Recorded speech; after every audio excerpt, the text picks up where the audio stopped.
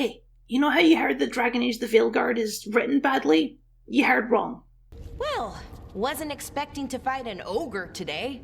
Well, okay, you heard mostly wrong. Let's talk.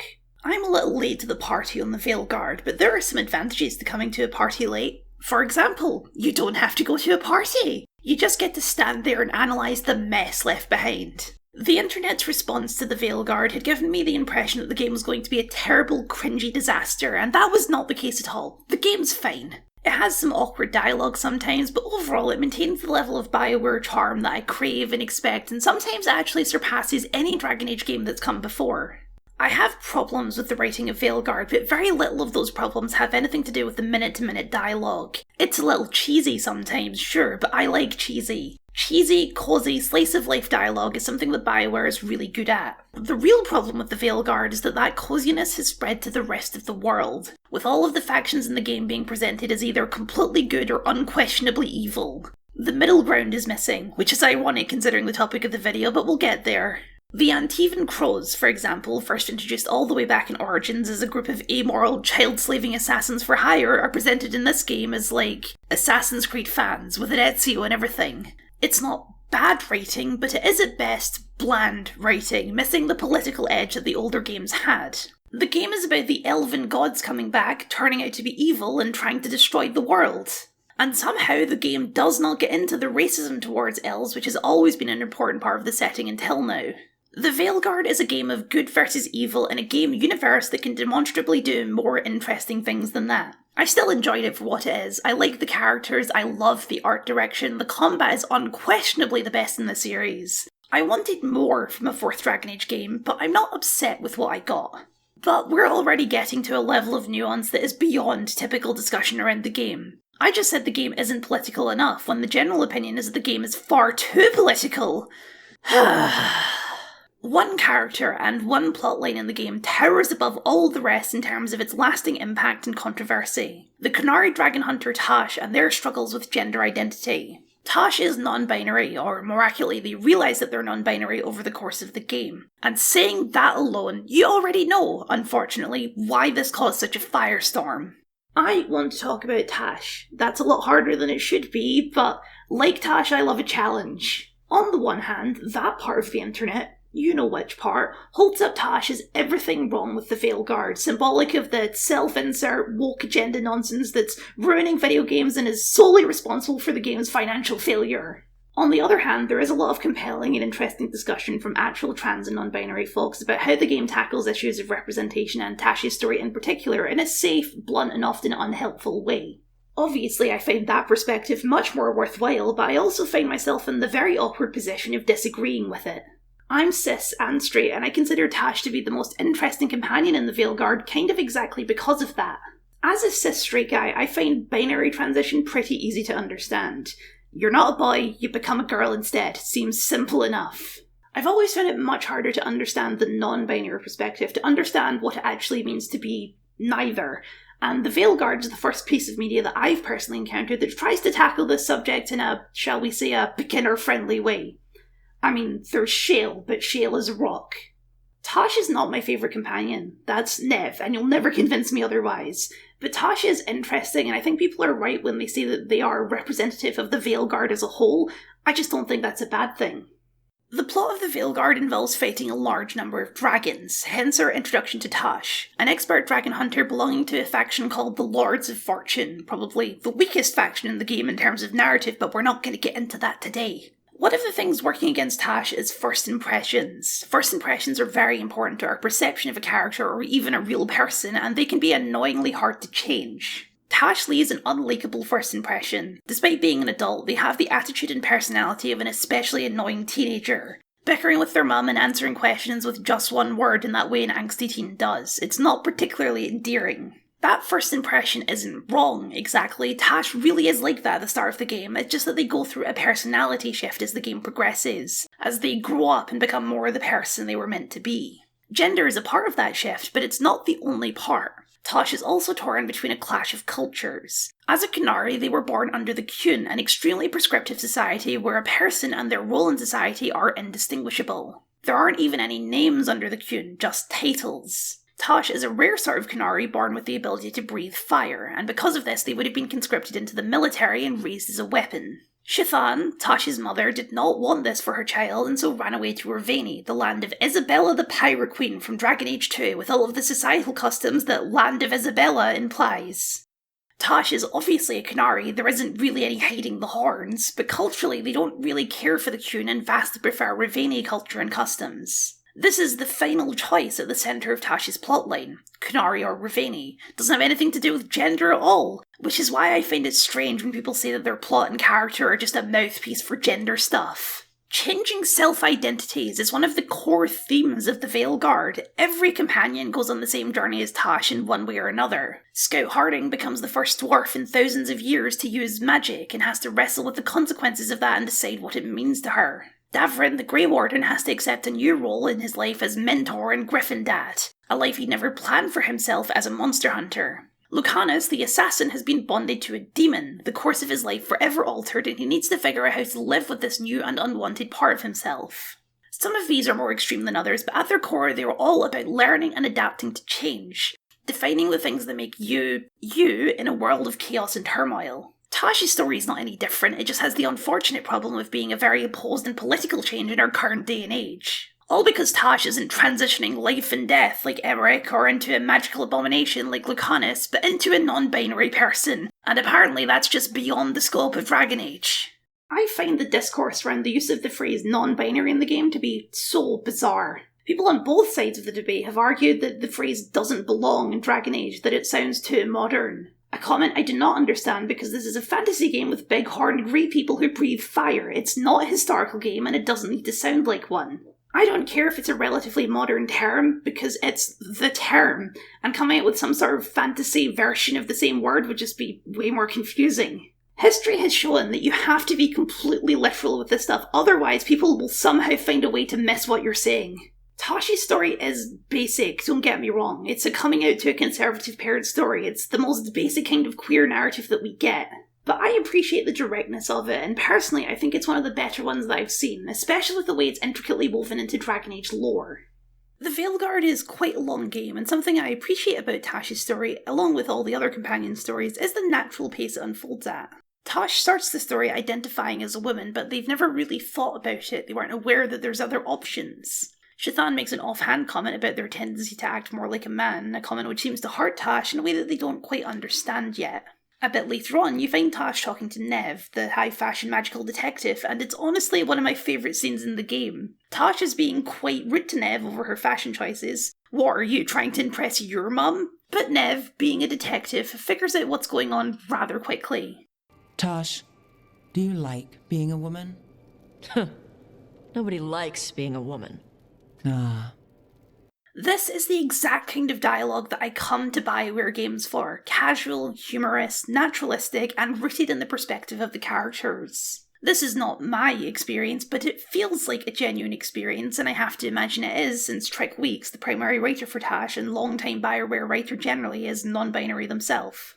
Taash's assumptions are stuck in their own perspective, and that is a deeply human experience whether it's about gender or not. The assumption that other people think about things the same way we do. Sometimes these assumptions are so obvious to us that we don't ever question them, and it's not until we're exposed to someone that doesn't think the same way that we're forced to question them. Nobody likes being a woman is obviously not a cisgender thing to think. Nev understands that instantly, and she would. Nev is a woman who likes being a woman. She's by far the most traditionally feminine member of the team, because like any Minrathous mage, she loves the high fashion. But she's also a detective from a big city and happens to know a larger than average amount of trans people which she can send Taash to for a better perspective on what they might be going through. Specifically, Maeve Varys, a trans woman first introduced in the Dragon Age comics who makes her first proper game appearance here in Veilguard.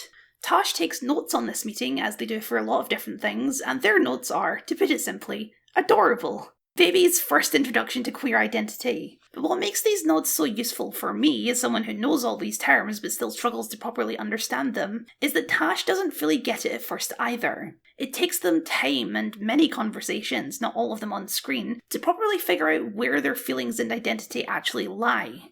Trans people online have this unfortunate and untrue reputation as being extremely judgmental and pushy for people not getting their transness. The old cliche of the blue-haired, bearded trans lady yelling at you about pronouns. I've never found this trope to have much basis in reality. Your average blue-haired, bearded trans lady has the patience of a bloody saint for hearing all the same basic questions about their identity every single day, as long as you're not being a dick. The Veilguard has a sympathetic understanding that this is all really complicated to explain and to understand, and it's totally fine and normal if you don't get it right away, even if you are non-binary. Taash even has a conversation with Davrin about the confusing grammar of using they-them pronouns. Taash is met with a wall of contradictory advice, and this annoys them more than it helps. Maevar sees their notes and forces them to write down a very traditional "you are valid, your journey is magical" kind of affirmation, which Taash clearly doesn't value that much because May is offering wishy-washy answers and Taash is a straight shooter. The thing is, gender identity, especially non-binary identities, are nothing but wishy-washy answers, and learning to accept that is one of the most important steps to understanding the whole concept. Something so inherently individual cannot be easily mapped out and explained in a definitive way. A journey of self-identity is ultimately a journey that someone has to make alone. Taash doesn't want a journey, they want a definitive answer to the most basic question any of us has to ask. Who am I? But it's never that easy. That puts in obvious contrast to the Qun, which is entirely built around everything having a set place and a clearly defined role. A society structured around telling you who you are. Chthon could so easily come across as a typical bigoted conservative, but it's so much more complicated than that. She wants to understand, she wants to be a good mother, but she's lived her entire life inside a system that does not cultivate radical thought. She's fully aware of her limitations as a mother, because under the Qun she would never be one. She's a scholar, she knows books and ancient tablets. That's where she belongs, and she finds a tremendous amount of comfort in that routine and belonging, as most people who choose to live under the Qun do. As she explains, child raising is a task left for people who are more suited to it than her. But she also fundamentally believes that this kind of life should be a choice. She wouldn't have run away with Taash otherwise. Shokrato Ebra, you struggle against what you are, is a mantra that Chthon repeats constantly throughout the game. A piece of Qunari wisdom that Taash doesn't really understand and finds quite annoying, like most of the old Qunari crap that their mum is always going on about. But to Chthon, it's incredibly meaningful. After all, it's what she does every day in trying and usually failing to be a good mother.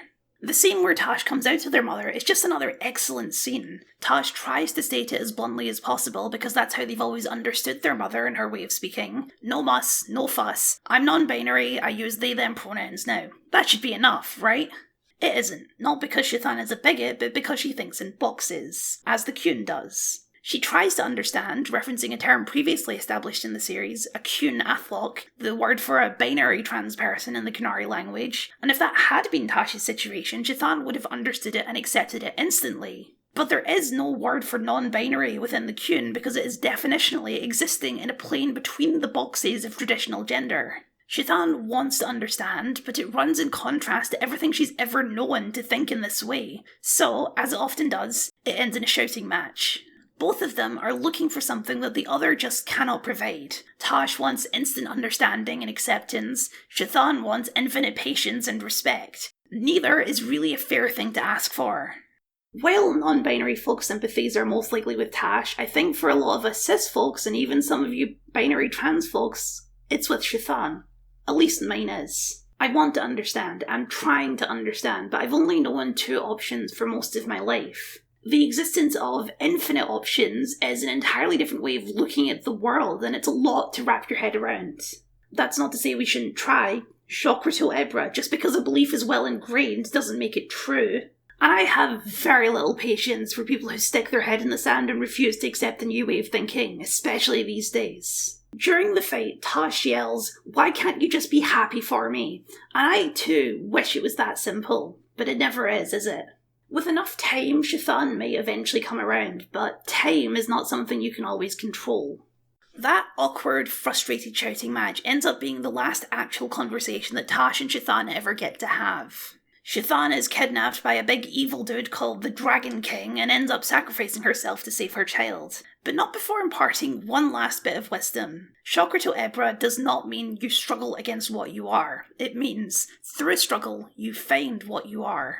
It's not a cynical saying that life is nothing but an endless struggle, it's an aspirational one. Life is about change. Life is not lived for the struggle is a stepping stone to life. In her last moment, Chithan acknowledges Taash for who they have become through that struggle, and in doing so, comes through that struggle herself. Taash is devastated, obviously. Their mum just died. But also, they never got to talk it out, never got to meet on even ground. Their last conversation was an argument, just like so many of their conversations were, and now their last conversation will always be an argument.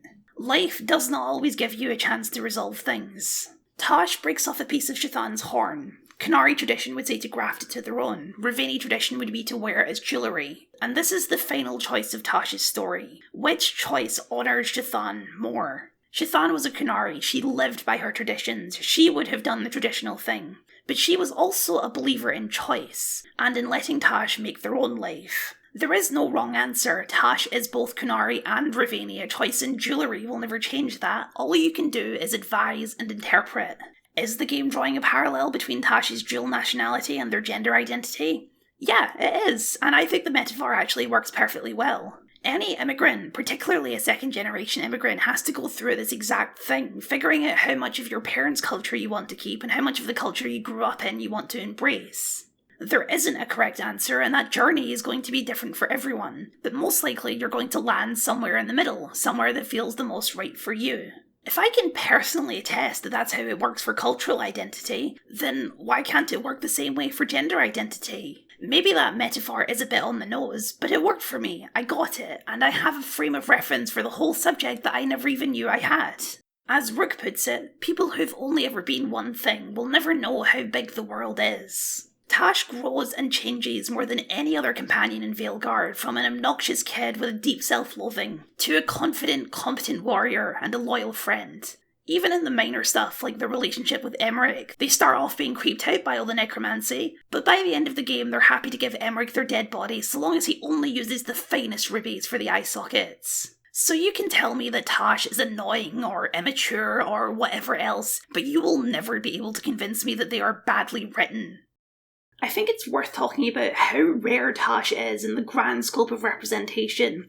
For all the outrage about DEI and forced representation as in-depth as Taash is actually extremely rare. There are at least 2 other non-binary characters in the Veilguard. The governor of Treviso is non-binary and also a villain, and then there's a Grey Warden medic named Flynn who's non-binary. Flynn especially is the kind of trans or non-binary representation that I've come to expect from the industry. They're a minor character who gives you a couple of side quests who happens to be non-binary. Nobody brings it up and we all live in this magical world where everyone knows to use they them without ever being told. This kind of representation is quite common in modern games, like this rebel in Star Wars Outlaws, or this NPC in Dungeons of Hinterberg, or even Venture in Overwatch 2. And this kind of representation is fine, but I'm not convinced that it's all that meaningful. It's a kind of representation that says, these people exist, which, cool, I know that part, I would like to know more. Depressingly, this is the kind of representation that everyone's always so fucking mad about, so that's what I assumed Taash was going to be. They aren't. The Veilguard has a character transition within the actual story. That is exceptionally rare for video games. They're introduced as a woman, and by the end of the story, they're not a woman anymore. I literally cannot think of another game that does that, and I play a lot of frickin' games. Could it have been done better? I'm really not in a position to say, but I find myself in total agreement with Polygon's Todd Harper. So often these things are broken down into either perfect or terrible, broken, and dangerous, and I think there is a big middle ground between those 2 points. Like all things, I can ultimately only give my own limited perspective. I like Taash, I like their story, it gave me a new way of seeing the world, and really, what more can you ask for from an RPG?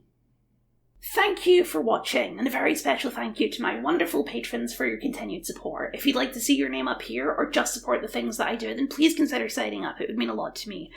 As well as a like, comment, share, subscribe, and ring the bell because the spirits are restless. I've not talked about Dragon Age before, but I have talked about Mass Effect several times before, so if that sounds interesting, you can find that up here. Or for something more fantasy related, here's a video about that Witcher game you haven't heard of, it's actually amazing. Oh, and if you misgender Taash, I will delete your comment, I do not give a shit.